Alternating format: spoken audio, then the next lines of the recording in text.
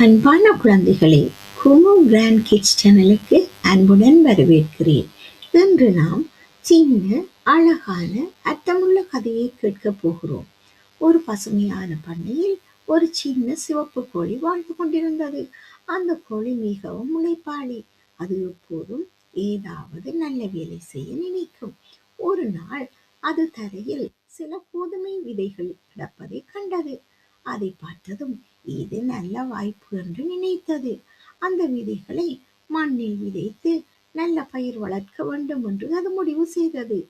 தினமும் அது சூரியன் உதிக்கும் நேரத்தில் எழுந்து மண்ணை உழுது விதைகளை விதைத்து தண்ணீர் ஊற்றி அன்புடன் பராமரித்தது. மெதுவாக அந்த விதைகள் முளைத்து பசுமையாக வளரத் தொடங்கின. காலம் கடந்து அந்த கோதுமை நன்றாக வளர்ந்து பொன்னான விதைகளை கொடுத்தது. அந்த கோழி மிகவும் மகிழ்ந்தது. ஆனால் அதன் வேலை இன்னமும் முடிவடையவில்லை. அந்த கோதுமையை அரைத்து மாவாக்கி அதை கொண்டு ரொட்டி செய்ய வேண்டும். அது மீண்டும் முயற்சி செய்தது.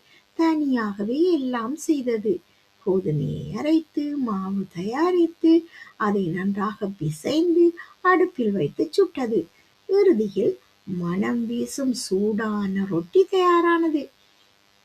அந்த ரொட்டியை பார்த்தபோது அந்த கோழிக்கு மிகுந்த சந்தோஷம் ஏற்பட்டது. அது தனது உழைப்பின் பலனை அனுபவிக்க தயாரானது. அந்த ரொட்டி மிகவும் சுவையாக இருந்தது. ஏனெனில் அது முழுவதும் அதன் கடின உழைப்பின் விளைவு. இந்த கதையிலிருந்து நாம் என்ன கற்றுக்கொள்கிறோம் தெரியுமா குழந்தைகளே? உழைத்தவர்களுக்குத்தான் பலன் கிடைக்கும். வேலை செய்யாமல் இருப்பவர்கள் அதன் பலனை அனுபவிக்க முடியாது. அதனால் எப்போதும் உழைத்து முயற்சி செய்து நம்மால் முடிந்ததை செய்ய வேண்டும். அப்படி செய்தால் நமக்கும் நல்ல பலன் கிடைக்கும்.